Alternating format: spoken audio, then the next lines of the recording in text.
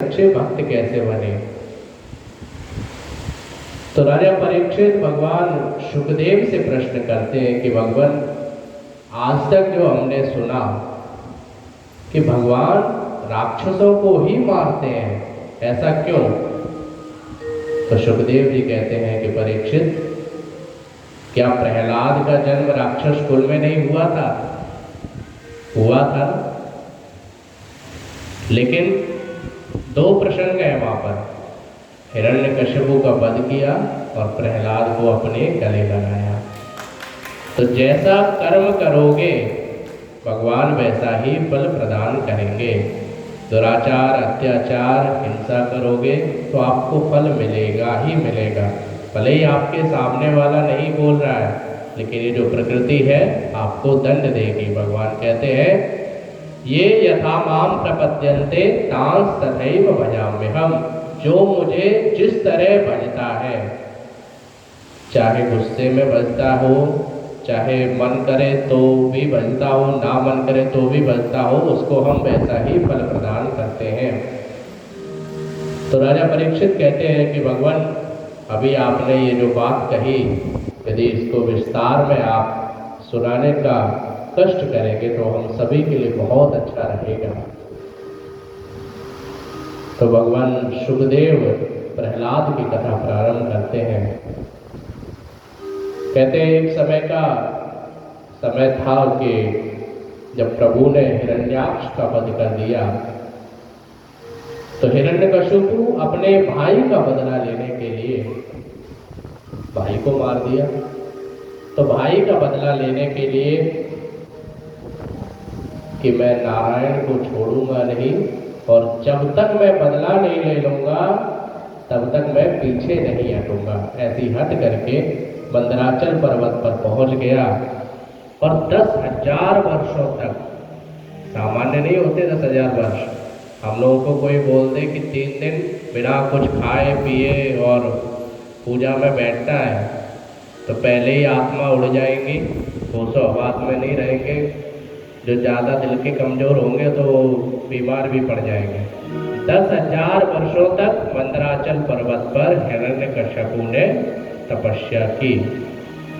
ब्रह्मा जी प्रकट हुए, बोले भैया क्या मांग रहा है मांग।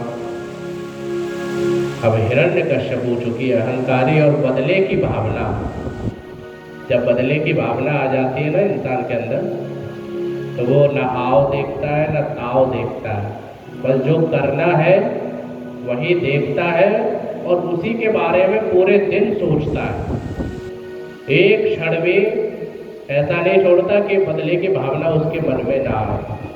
हिरण्यकश्यपु जैसे ब्रह्मा जी प्रकट हुए, हिरण्यकश्यपु ने कहा, भगवान एक ही वरदान मांगूंगा और वो देना पड़ेगा।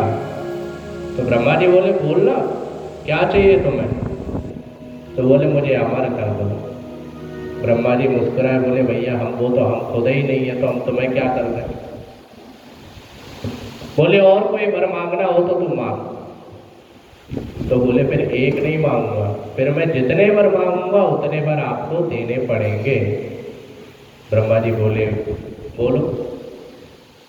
तो हिरण्यकश्यपु ने, आपने भी सुने होंगे, वर मांगे कि ना मैं दिन में मरूं ना रात में मरूं, ना बाहर मरूं ना अंदर मरूं, ना सुबह मरूं ना शाम को मरूं, ना मनुष्य से मरूं ना जानवर से मरूं, आपकी बनाई हुई सृष्टि में किसी से ना मरूं, 12 महीनों में किसी भी महीने में ना मरूं। अब जब इतने वर मांग लिए तो इंसान कैसे मर सकता है कि 12 महीने में भी ना मरूं? तो ब्रह्मा जी भी कह दिए कि मैं इतने वरों की कभी किसी को फल नहीं देता, परंतु मैं तुमको, क्योंकि तुम्हारी तपस्या अच्छी है, इसलिए मैं तुम्हें ये वर देता हूँ। ऐसा तथास्तु कह करके अंतर्धान हो गए। अब तो हिरण्यकश्यपु दिनंतर अपने वश में करने के लिए निकला और सारी दिशाओं को अपने वश में कर लिया। किसी का भय नहीं है, सारी दिशाओं को अपने वश में कर लिया। वरुण से अपने घर का जल भरवाने लगा, इंद्र से झाड़ू पोछा करवाने लगा, सभी देवी देवताओं को अपनी सुरक्षा में रख लिया। अब तो देवता परेशान,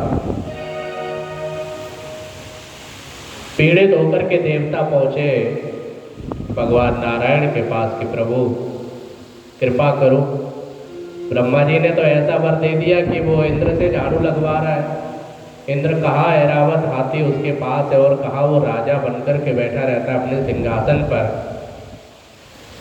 तो भगवान नारायण ने कहा कि रुको, समय आने पर सबका हिसाब होता है। हमारे यहाँ परमात्मा के यहाँ देर है लेकिन अंधेर नहीं है। कुछ समय बीता, हिरण्यकश्यप के 4 पुत्र हुए, राध, अनुराध, सुहराद और प्रहलाद। क्योंकि छोटे पुत्र प्रहलाद थे तो प्रहलाद से अत्यंत प्रेम था। हमारे यहाँ भी जो सबसे छोटा बालक हो, बालिका हो, सबसे ज़्यादा प्रेम उसी को करते हैं माँ बाप। तो ऐसे प्रहलाद को अत्यंत प्रिय थे। हिरण्यकश्यप को बहुत प्रेम करता था, माता कयादु बहुत प्रेम करती थी। तो बालक हुआ, बालक कुछ बड़ा हुआ तो प्रहलाद को एक रोग लग गया। क्या रोग लग गया? तो बोला कृष्ण ग्रह ग्रहित आत्मा, के प्रहलाद को कृष्ण नाम का ग्रह लग गया। अभी किसी को राहु केतु शनि लग जाए तो पंडित जी से शांति करवा करके उसका निवारण पा लेते हैं, लेकिन अगर किसी को कृष्ण नाम का ग्रह लग जाए तो उसकी कोई शांति नहीं होती। और कृष्ण नाम का ग्रह लग गया तो भव से पार चले जाओगे और शांति करवाने की आवश्यकता भी नहीं पड़ेगी। तो प्रहलाद जी को कृष्ण ग्रह ग्रहित आत्मा, कृष्ण रूपी रोग क्यों लगा? नारद जी माता कयादु को जब प्रहलाद गर्भ में थे तब माता कयादु को कथा सुना के चले गए, हिरण्यकश्यप को पता भी नहीं चला। तो नारद जी की भूमिका बहुत जगह रहती है। तो गर्भ से ही जब उन्होंने कथा सुन ली तो भगवान के चरणों में अनुरक्ति बढ़ गई, भक्ति बढ़ गई। बालक बड़ा हुआ तो हिरण्यकश्यप ने सोचा कि शिक्षा दीक्षा के लिए भेजना चाहिए। तो हिरण्यकश्यप का स्वयं का विद्यालय था। क्या नाम था? हिरण्यकश्यप दानव विश्वविद्यालय, जिसमें सारे दानव दैत्य पढ़ते थे। उसमें 2 आचार्य थे, हेडमास्टर संडा मर्करी महाराज, संड और अमर, ये 2 हैं जिनको सुखदेव जी एक ही नाम से पुकारते हैं, संडामर। तो हिरण्यकश्यप बालक प्रहलाद को लेकर के जब पहुंचा तो संडामर को पहले ही सचेत करके आया कि तुम्हारे विद्यालय में नारायण के नाम का उच्चारण भी अगर मैंने सुन लिया तो तुमको मैं गर्दन उड़ा दूंगा तलवार से। तो संडामर्क ने कहा कि महाराज इतने साल हो गए, ऐसा कोई कोर्स देखा है हमारे यहाँ कि हम भगवान का नाम आपके सामने बुलवाएं? यहाँ तो आप ही नारायण हो, हमारे तो आप ही राजा हो, हमारे आप ही सरकार हो, मालिक आप ही हो, और कोई भगवान नहीं हमारे लिए। तो हिरण्यकश्यप प्रसन्न हुआ और संडामर्क की बातों से प्रसन्न होकर के और अपने राज्य की ओर लौट गया, प्रहलाद को छोड़ आया। अब प्रहलाद को रोज संडामर्क पाठ पढ़ाए, याद करवाए और सुने। क्यों? कि अगर हिरण्यकश्यप ने पूछ लिया कभी कि क्या सीखा तुमने, तो अगर मैंने नहीं सिखाया, इसने कुछ और ऊट-पटांग बोल दिया तो हमारी गर्दन तो वैसे ही गई। तो इसलिए रोज सुनते थे। लेकिन प्रहलाद जी भी बहुत चतुर थे, याद करते थे, सुनाते भी थे, लेकिन उसको हृदय में धारण नहीं करते थे। क्योंकि भक्त कभी भी किसी का बुरा नहीं सोचता, भक्त कभी भी किसी से ईर्ष्या नहीं करता, भक्त कभी भी किसी से द्वेष नहीं करता। ये अगर आपके अंदर है तो आप सच्चे भक्त हो परमात्मा के। तो प्रहलाद जी कभी भी अपने हृदय में उन बातों को धारण नहीं करते थे जो संडामर्क महाराज सुनाते थे उनको। 3-4 महीने बीते, हिरण्यकश्यप को अपने पुत्र की याद आई। पहुंच गया विद्यालय। प्रहलाद को जो भी देखा, प्रहलाद ने अपने पिता को देखा, भाग करके अपने पिता की गोदी में आया, प्रणाम किया। पहले तो बहला फुसला कर सिर पर हाथ फेंक करके प्रेम दिया हिरण्यकश्यपु ने। उसके बाद वही पूछ लिया जिसका डर संडामर्क को था कि बेटे प्रहलाद, आपके गुरुजी ने क्या सिखाया आपको? तो प्रहलाद जवाब देते हैं, तत्साधु मन्ये सुरवर्य देहिना सदा समुद्वेग्न मया हृदात तत्साधु मन्ये तत्साधु मन्ये। प्रहलाद कहते हैं, पिताजी तत्साधु मन्ये, मेरी ये मान्यता है कि वनम गतो यत् हरिम आश्रयेत। प्रहलाद जी ने जो भी ये कहा, हिरण्यकश्यपु को आंखें लाल हो गई। उन्होंने कहा कि वनम गतो यत्, कि वन में जाइए और हरिम आश्रयेत, और भगवान हरि का स्मरण करिए। सबसे नहीं हो पाता। वनम गत्वा वृंदावनम गतः श्री कृष्ण आश्रयेत। ऐसा ही कहा जाता है कि कहीं भी घूम आओ, लेकिन जो फल वृंदावन में जाकर के मिलता है वो कहीं नहीं मिलता। प्रेम से बोलिए राधे राधे। राधे राधे। तो वृंदावन की अपनी ही महिमा है। बिल्कुल सही बोला। अब जैसे ही हिरण्यकश्यपु को प्रहलाद ने कहा कि पिताजी जाइए वन में जाकर के हरि का स्मरण कीजिए। अब तो हिरण्यकश्यपु लाल हो गया, आंखें एकदम लाल हो गई, मुंह फड़फड़ाने लगा, हाथ पांव कांप गए। और प्रहलाद को उतारा तो बोला, बेटा जाओ अपने गुरुजी को बुला के लाओ।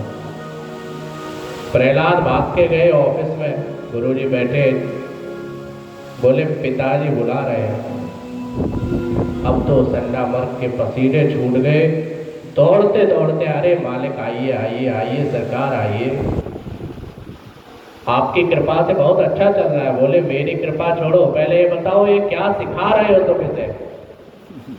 तो बोले सरकार जो आपकी नीति है, जो आपका कोर्स है वही सिखा रहे हैं। आप कहते हो गा माने गणेश पढ़ाना बंद करो, गा माने गधा पढ़ाओ, हम गधा ही पढ़ा रहे हैं, सांप्रदायिकता नहीं फैलाएंगे।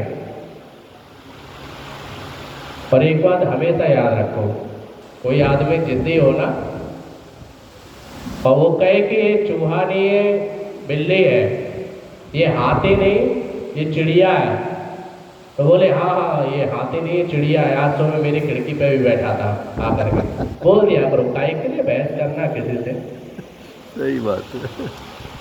तो संडामर्क बोले कि महाराज आपने बोला कि गा माने गधा पढ़ाओ, तो हम गधा ही पढ़ाते हैं, हम गणेश नहीं पढ़ाते। चाहे आप गंगा जल की सौगंध खिलवा लो, चाहे आप अपने चरणों की सौगंध खिलवा लो, हम आपके विपरीत क्यों जाएंगे? तो हिरण्यकश्यप को विचार आया कि अगर तुमने नहीं पढ़ाया तो कौन है यहाँ? क्या कोई नारायण का पार्षद यहाँ पढ़ता है? तो संडामर्क बोले महाराज विपक्ष की कुछ चाल है, उन्होंने इसको कुछ सिखाया होगा। तो हिरण्यकश्यप फिर चेतावनी दे करके और वापस चला गया कि अब की बार यदि मुझे ऐसा कुछ सुनने को मिला तो मैं तुम्हारी सच में गर्दन काटूंगा, ना आओ देखूंगा ना ताओ देखूंगा, और तुमको ही भुगतना पड़ेगा, ध्यान रखना, इसलिए अभी से सुधर जाओ। ऐसी चेतावनी देकर के अपने राज्य की ओर हिरण्यकश्यप निकल गया। अब संडामर्क ने उठाया डंडा और बुलाया प्रहलाद को। बोले दैत्तेय चंदन वने जायतो कंटक द्रुमा, कि दैत्यों के चंदन जैसे वन में तू बबूल का पेड़ कहाँ से उग गया? वो तो जैसे है वैसी भाषा बोलेंगे ना। अब दैत्यों का कौन सा चंदन का वन होता है? चंदन का वन तो साधुओं का होता है ना। तो भागवत जी में सुखदेव जी लिखते हैं, दैत्य चंदन वने जाए तो कंटक ध्रुवा। तो दैत्यों के चंदन जैसे वन में बबूल का पेड़ कहाँ से हो गया? बहुत प्रताड़ना की प्रहलाद जी की, लेकिन प्रहलाद जी मुस्कुराते रहे, क्योंकि उन्हें महसूस होता था कि भगवान उनके साथ है। ज़्यादा ना बोलते हुए और प्रहलाद जी अपने कक्ष की ओर चले गए। फिर बात हुई कि 6 महीने बीते, विद्यालय की छुट्टी हुई। संडा वर्ग दोनों एक एक हाथ पकड़ करके प्रहलाद को अपने घर की ओर ले जा रहे हैं और रास्ते भर समझाते जा रहे हैं कि सुनो, जो मैंने सिखाया है वही पिताजी को सुनाना। अब की बार अगर तुमने कुछ ऊंच नीच की तो हमारी गर्दन गई। प्रहलाद जी हाँ हाँ हाँ हाँ कहते हुए भवन पहुंचे। माता कयाधु ने स्नान करवाया, तिलक लगाया, भोजन कराया, स्वर्ण जड़ित आभूषण पहना करके प्रहलाद को गोद में उठा करके और राज दरबार में ले गए, जहाँ महाराज हिरण्यकश्यपु विराजमान थे। हिरण्यकश्यपु ने जैसे प्रहलाद को देखा, आंखें बन आई। पिता का पुत्र से प्रेम। पुनः अपनी गोदी में बैठाया, सिर को सहलाया, सारी बातें पूछी, कुशल मंगल पूछा और फिर वही प्रश्न कर लिया तो प्रहलाद, तुम्हारे गुरुजी ने अब क्या सिखाया? तो प्रहलाद ने गुरुजी की तरफ देखा, बोला, गुरुजी, पिताजी फिर पूछ रहे हैं क्या सिखाया? तो गुरुजी तो पसीने में नहाए कि अब ये क्या ऐसा सुनाएगा कि हमारी गर्दन कटेगी। तो प्रहलाद जी पिताजी से बोलते कि पिताजी, इस बार मैंने 9 पाठ सीखे। तो पिताजी और प्रसन्न कि वाह बेटा, तुमने 9 पाठ सीखे। बोले सुनाओ। तो पिताजी ने फिर प्रारंभ किया। भागवत जी में जो नवदा भक्ति है, श्रवणम कीर्तनम विष्णोः स्मरणम पाद सेवनम अर्चनम वंदनम दास्यम सख्यमात्मनिवेदनम।